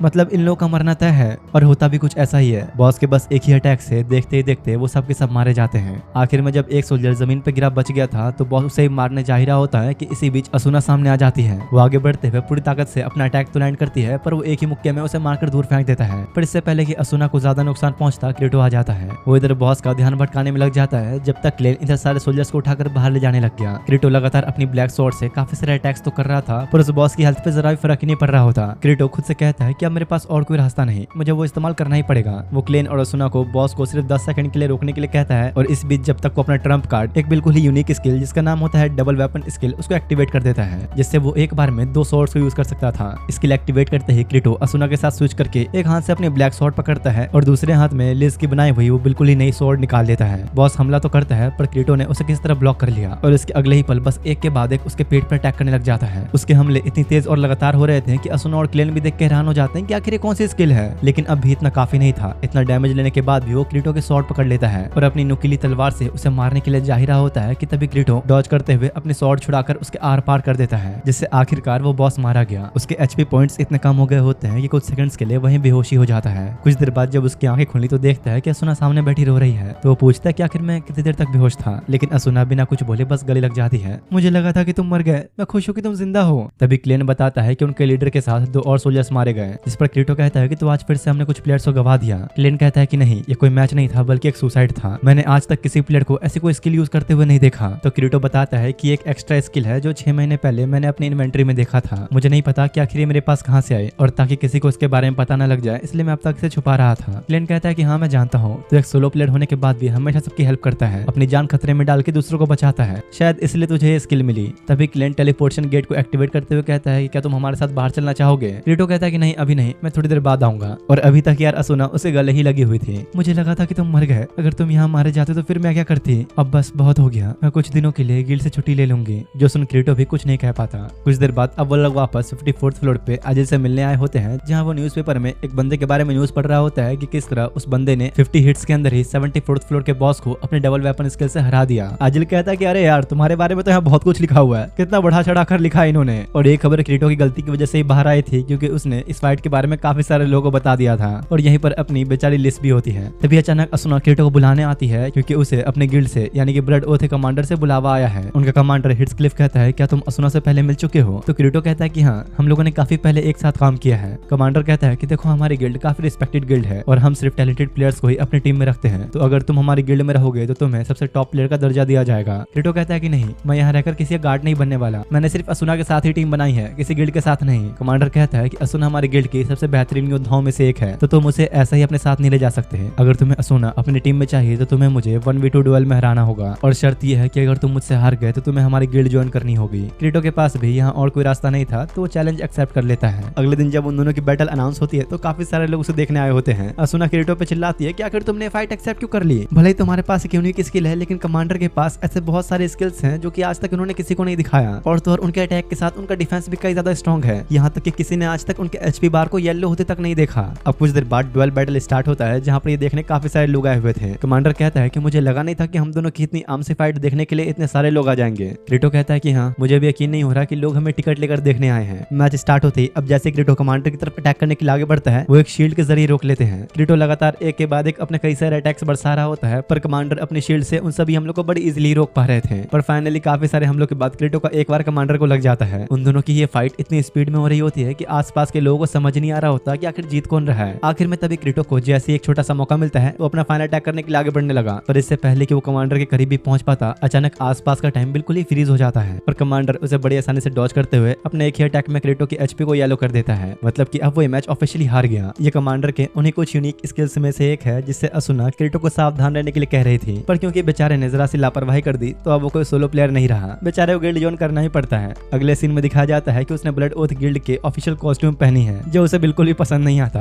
क्रीटो कहता है खैर आप जो भी हो, आखिरकार न चाहते हुए मुझे तुम्हारे गिल्ड में शामिल होना ही पड़ा। सच कहूं तो मुझे पहले ही समझ में आ गया था कि मैं अब सोलो खेलकर इसे आगे वाले फ्लोर से क्रॉस नहीं कर सकता, तो मुझे किसी न किसी गिल्ड में शामिल तो होना ही था। असुना कहती है कि मुझे अब तक ये बात समझ नहीं आया कि तुम शुरुआत से सोलो ही क्यों खेलते हो, किसी गिल्ड में शामिल क्यों नहीं हुए? जिस पर क्रीटो उसे वही अपनी पहली वाली गिल्ड के बारे में बताता है जिसमें वो सांची के साथ था। क्रीटो बताता है कि जब मैं उनकी गिल्ड में शामिल हुआ तो मैंने उनसे अपनी आइडेंटिटी छुपा ली, मैंने उन्हें ना अपना लेवल बताया और ना ही ये कि मैं एक बीटा टेस्टर हूँ। उन सभी लोगों को मुझ पर और मेरे स्किल्स पर काफी यकीन था, लेकिन फिर एक दिन ऐसा आया कि सब कुछ बर्बाद हो गया, मेरी आंखों के सामने ही सब मारे गए और मैं बस देखता रहा। इसलिए मैंने दोबारा कभी कोई दूसरी गिल्ड ज्वाइन नहीं करी, मैं नहीं चाहता था कि मैं अपने और दोस्तों को खो दूं। तो असुना कहते हैं अरे चिंता मत करो, अब तुम्हें डरने की जरूरत नहीं है, मैं मरने नहीं वाली, और क्रीटो को गले लगा लेती है। अगले दिन जब वो दोनों बैठे बातें कर रहे होते हैं कि तभी उन्हें गिल्ड का एक मेंबर गॉडफ्रीड आकर क्रीटो को ट्रेनिंग के लिए बुलाता है। असुना पूछती कि एक ट्रेनिंग, मगर क्यों? तो कहता है कि मुझे माफ करना, ये ऊपर के ऑर्डर्स हैं, मुझे क्रीटो का टेस्ट लेना ही होगा। क्रीटो कहता है कि अरे कोई बात नहीं, मैं ये टेस्ट भी जल्द ही खत्म कर लूंगा। वो जब बाहर आता है तो देखता है कि यहाँ उसका टेस्ट और किसी के साथ नहीं बल्कि असुना के वही बॉडीगार्ड कुराडिल के साथ होगा।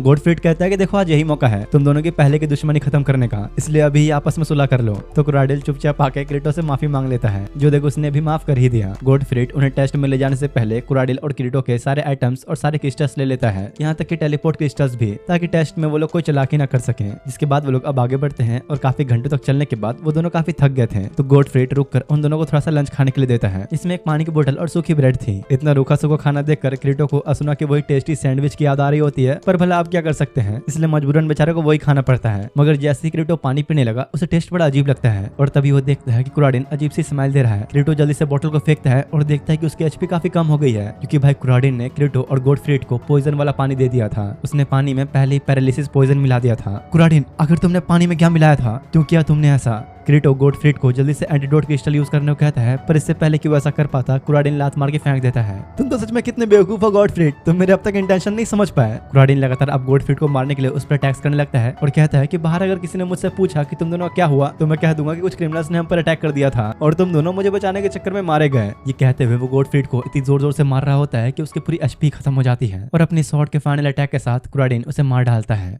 वो क्रीटो की तरफ आते हुए कहता है कि देखो तुमने क्या कर दिया, तुम्हारी वजह से मुझे एक इनोसेंट को मारना पड़ा। हाँ मुझे पता है कि तुम्हें उसे मारने में बहुत मजा आया, मुझे ये समझ नहीं आ रहा कि आखिर तुम जैसा एक क्रिमिनल इस गिल्ड में क्या कर रहा है। अगर यही करना था तो इससे अच्छा किसी क्रिमिनल गिल्ड में ज्वाइन हो जाते। कुराडिन कहता है अरे बिल्कुल सही पकड़े, और तब वो अपना असली गिल्ड रिवील करता है जिसका निशान उसने अपने हाथों पर छुपा कर रखा था। ये देखो मैं क्रिमिनल गिल्ड में ही हूँ और मेरे गिल्ड का नाम है लेगिन ऑफ कॉफिन। लोगों को इस तरह पैरालाइज करके मारना मैंने वहीं से सीखा है, पर अब इससे पहले कि तुम्हारे अंदर के पॉइजन का असर खत्म हो मुझे तुम्हें मारना होगा। जिसके बाद कुराडिन अपनी स्वॉर्ड को क्रीटो के हाथों और पैरों में मारकर उसकी एचपी को डाउन करने लग जाता है। वो इतनी तेजी से गिर रही थी कि बहुत जल्द रेड साइड पे आ गई होती है और इस तरह अपनी मौत को सामने देख क्रीटो को अपने पुराने सभी दोस्तों की याद आती है जिन्होंने उसे इस गेम के अंत तक जाने के लिए कहा था। तो क्रीटो उन सभी से माफी मांगते हुए कहता है कि प्लीज मुझे माफ कर दो, लेकिन जैसे ही उसे असुना की झलक दिखी क्रीटो हिम्मत करके उसकी स्वॉर्ड को पकड़ लेता है। क्रीटो कोशिश तो बहुत करता है पर उसकी स्वॉर्ड को उठा ही नहीं पा रहा होता। उसकी एचपी भी इतनी तेजी से गिर रही थी कि वो बस मरने के कगार पे होता है, लेकिन तभी बहुत ही तेज स्पीड में सामने से कोई आकर कुराडिन को दूर फेंक देता है, जो और कोई नहीं बल्कि असुना ही थी और क्रीटो को अब जल्दी से हेल्थ पोशन पिलाकर उसकी एचपी नॉर्मल कर देती है। वो बताती है कि मुझे तुम्हारी फिक्र थी, इसलिए मैं तुम लोगों की लोकेशन कब से देख रही थी, लेकिन बीच में अचानक गॉडफ्रीड की लोकेशन गायब हो गई, इसलिए मैं जल्दी से तुम लोगों के पास आ गई। इसी बीच कुराडिन वापस खड़ा हो गया होता है। तो असुना कहते हैं कि तुम बस थोड़ी देर रुको, मैं इसे लिपटा कर आती हूँ, और अगले सेकंड कुराडिन के ऊपर कई सारे अटैक्स बरसा देती है। असुना के अटैक्स इतने फास्ट होते हैं कि कुराडिन को पलटवार करने का मौका ही नहीं मिल रहा होता और देखते ही देखते उसकी एचपी बिल्कुल ही लो हो गई होती है। पर इससे पहले कि वो मारा जाता, आखिरी मोमेंट पर कुराडिन अपनी माफी मांगने की चाल में असुना को फंसाकर धोखे से उसके स्वॉर्ड को दूर फेंक कर असुना पर ही अटैक कर देता है, लेकिन एकदम से क्रीटो बीच में आकर अपने हाथों से उसके स्वॉर्ड को अटैक को डॉज करता है, जिससे उसका हाथ ही कट गया, लेकिन फिर भी अपने दूसरे हाथ का इस्तेमाल करके सीधा कुराडिन के पेट के आर पार कर देता है और जाते जाते क्रीटो से कहता है कि आज तुमने भी एक मर्डर कर ही दिया।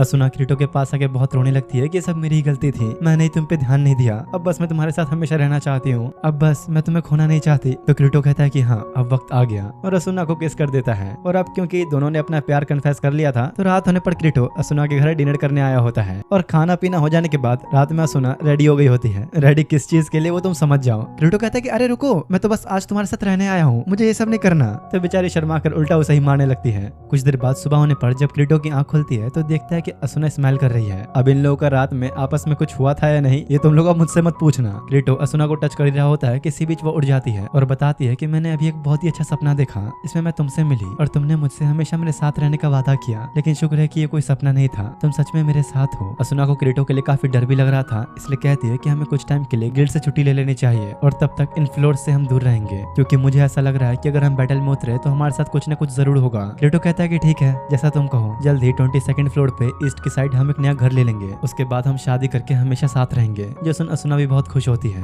जिसके बाद अगले सीन में वो दोनों ही अपने कमांडर के सामने खड़े उनसे कहते हैं कि हमें कुछ दिनों के लिए गिल्ड से छुट्टी चाहिए। असुना कहती है कि कल जो चीजें हुई उसके बाद मुझे गिल्ड के लोगों पर ज्यादा भरोसा नहीं रहा, इसलिए सब कुछ नॉर्मल होने तक मैं कुछ दिनों के लिए क्रीटो के साथ छुट्टी पर रहना चाहूंगी। कमांडर कहता है कि ठीक है तुम छुट्टी ले सकते हो, पर याद रखना कि तुम्हें जल्दी वापस आना होगा, हमें तुम्हारी भी बहुत जरूरत है। अब सीधा इसके 1-2 दिन बाद का सीन दिखाया जाता है जहाँ पर उन दोनों ने ही अपने सारे पैसे खर्च करके 22nd फ्लोर पे एक छोटा सा प्यारा सा घर ले लिया होता है। यहाँ तक कि भाई दोनों की शादी भी हो चुकी है। असुना कहती है कि जरा देखो ये सब कितना खूबसूरत है ना, काश हम जिंदगी भर बस यहीं रह सके। दोनों के बीच यहाँ थोड़ी बहुत वही सब रोमांटिक बातें होती है और वही सब जो शादीशुदा जोड़ों के बीच में होता है। असुना कहती है कि हमें कहीं घूमने चलना चाहिए, तो क्रीटो कहता है कि हाँ मुझे एक जगह पता है। दोनों जब बाहर निकले तो असुना की जिद करने पे वो उसे अपने कंधों पे बिठा लेता है। वो चढ़ने के लिए अपने स्कर्ट ऊपर कर रही होती है और कहती है कि अगर तुमने पीछे मुड़ के देखा तो बहुत पिटोगे। दोनों काफी मजे करते हुए आसपास घूम रहे होते हैं कि तभी बीच जंगलों में आने पर क्रीटो बताता है कि तुम्हें पता है इस जगह पर कई लोगों ने बहुत से भूत देखे हैं और कईयों का तो मानना है कि जो इस जंगल में आता है कभी वापस नहीं जाता। असुना को और ज्यादा डराने के लिए क्रीटो एक इंसिडेंट के बारे में बताता है कि 1 हफ्ते पहले की ही बात है, जब इन्हीं जंगलों में एक लकड़हारा अपनी लकड़ियां काट रहा था तो अंधेरा होने पर उसे पास के ही पेड़ के पीछे से कोई सफेद कपड़ों में दिखी और उसके बाद जो हुआ वो तो उससे भी ज्यादा भयानक था। क्रीटो उसे डरा ही रहा होता है कि तभी सच में कोई सफेद कपड़ों वाली परछाई असुना को दिखाई पड़ती है। बेचारी कितनी फट गई। क्रीटो से कहते हैं कि जरा तुम वहाँ देखो वहाँ क्या है।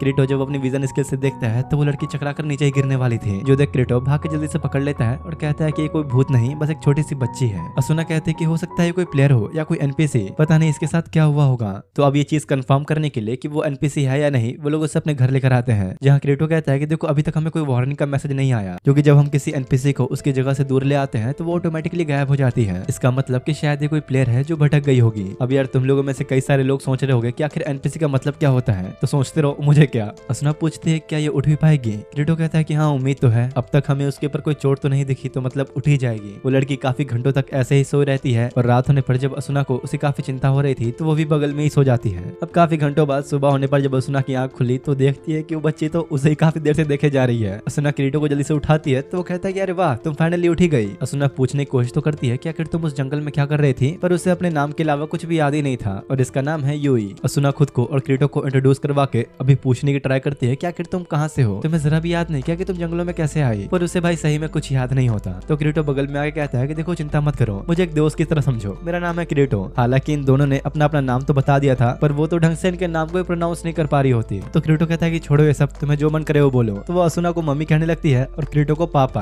असुना कहते हैं कि चलो ये भी ठीक है तो मुझे मम्मी ही बोल लो। यूही के साथ साथ उन लोगों ने भी खुद को को पेरेंट्स मान लिया था और काफी खुश हो रहे होते हैं। थोड़ी देर बाद सुना दोनों के लिए ब्रेकफास्ट बनाकर लाती है, जहाँ क्रिटो मस्त अपना बैठ के बर्गर खा रहा था, जो देख यूई के मन में पानी ही आने लगा। तो क्रिटो कहता है कि ले यार तू ही खा ले, तू भी क्या याद रखेगी। इन लोगों की आपस में थोड़ी बहुत मस्ती चलती है, जिसके बाद दोबारा से यूई सो गई। असुना थोड़ी परेशान हो गई थी कि अब हम भला क्या करें, मुझे कुछ भी समझ नहीं आ रहा। क्रिटो कहता है कि देखो हमारे पास इसका ध्यान रखने के अलावा और कोई रास्ता नहीं, जब तक इसकी मेमोरीज वापस नहीं आ जाती तब तक ये हमारे साथ ही रहेगी। लेकिन मैं ये भी जानता हूँ कि जल्द से जल्द इस गेम को हमें क्लियर करना है, इसलिए कल हम इसे टाउन में ले जाकर इसके बारे में पता करने की कोशिश करेंगे। हो सकता है कि वहाँ इसे कुछ याद आ जाए। वो दोनों भले इस बात से खुश थे कि वो लोग यूई के बिल्कुल पेरेंट्स जैसे बन चुके हैं, पर फिर भी उसे अपने असली माँ बाप तक पहुंचाना जरूरी है। इसलिए वो लोग यूई के उठते ही उसे लेकर टाउन ऑफ बिगिनिंग में पहुंच जाते हैं। असुना यूई से पूछते हैं क्या तुम्हें आसपास देखकर कुछ याद आ रहा है, क्या तुम कभी यहाँ भी थी। लेकिन अभी उसे कुछ याद नहीं आ रहा था। क्रिटो कहता है चिंता मत करो, ये जगह बहुत बड़ी है, हमें मार्केट में भी घूमना चाहिए, क्या पता कुछ जानने को मिल जाए। आसपास घूमते फिरते असुना देखते हैं कि मार्केट तो बहुत ज्यादा खाली है, कई सारी शॉप तो बस ऐसे ही खाली पड़ी हैं। तो क्रिटो बताता है कि ये इसलिए क्योंकि अभी स्वॉर्ड आर्ट ऑनलाइन में टोटल 6000 प्लेयर्स जिंदा बचे हैं, जिसमें से 2000 लोग तो बैटलफील्ड में ही हैं, और इस टाउन ऑफ बिगिनिंग के अंदर बस 30% लोग, बस 1400-1500 ही बचे हैं। तभी उन लोगों को किसी लड़की के चिल्लाने की आवाज आती है। और क्रिटो जब भागते वहां पहुंचे तो देखते हैं कि वहां एक लड़की 3 बच्चों को साइड लेके कुछ मिलिट्री सोल्जर से बहस कर रही थी, क्योंकि वो बच्चों से टैक्स मांग रहे थे। वो लोग उस लड़की को पकड़ते हुए कहते हैं कि तुम तो वही हो ना जो बच्चों का ख्याल रखती हो, आखिर उन बच्चों ने तुम्हारा क्या बिगाड़ा है, तुम मुझसे टैक्स क्यों ले रहे हो। तो वो कहते हैं कि देखो हम सब बस सोल्जर्स हैं, यहाँ रहने वाले हर एक से हमें टैक्स लेने के लिए ऑर्डर मिले हैं और ये सब पे लागू होता है। तो वो कहते हैं कि उन्होंने तुम्हें सब कुछ दे तो दिया, अब तुम्हें क्या चाहिए। हाँ वो तो ठीक है, पर फिलहाल हमें तुम्हारे इक्विपमेंट्स और कपड़े भी चाहिए। जो देखो लड़की अपने स्वॉर्ड निकालने ही लगी कि तभी क्रिटो और असुना भागते हुए बच्चों के पास पहुंच जाते हैं। टेंशन मत लो, अब तुम लोग सेफ हो। क्रिटो अपने स्वॉर्ड निकालते हुए बच्चों के सामने खड़ा हो जाता है, जो देखो वो कहते हैं कि लगता है तुम हमारे बारे में नहीं जानते हैं, शायद तुम इस टाउन में नए हो। उनका लीडर अपने पोजीशन का पावर दिखाते हुए क्रिटो को डराने की कोशिश कर रहा था कि तभी असुना सामने आते हुए कहते हैं कि तुम लोग इन बच्चों का ध्यान रखो, और बस अपने स्वॉर्ड के एक ही बार में लीडर को पीछे फेंक देती है। असुना कहते हैं चिंता मत करो, तुम सेफ जोन में हो, मैं यहाँ तुम्हें जितना ही मार लूं तुम्हारी एचपी लो नहीं होगी। अब हालांकि उन्हें कोई नुकसान तो नहीं पहुंचने वाला था, पर असुना ये पावर देख के उन लोगों को ज्यादा फट जाती है और तुम दबा के भागते हैं। वो बच्चे असुना को देख इतने खुश हो गए थे कि भर भर के उसकी तारीफ ही करने लगते हैं। साथ ही वो लड़की भी शुक्रिया अदा कर रही होती है। तो देखा ना यूई तुमने, तुम्हारी मम्मी कितनी स्ट्रांग है। लेकिन तब यूई को कुछ होने लगा और आसमान की तरफ देखते हुए कहते हैं कि वहाँ सबका दिल है। असुना पूछते क्या हुआ, तुम्हें कुछ याद आया क्या। पर तभी अचानक से यूई को कुछ होने लगा। आखिर तुम्हें हुआ क्या यूई। यूई कहते हैं कि हाँ मैं यही थी, बस एक अंधेरे कमरे में कैद। और इतना कहते ही उसके ब्रेन में अजीब सा कुछ शॉक लगता है, जिससे वो इतनी तेज चिल्लाने लगे कि सबको अपने कान ही बंद करने पड़ते हैं। और फिर एकदम से यूई वहीं बेहोश हो जाती है।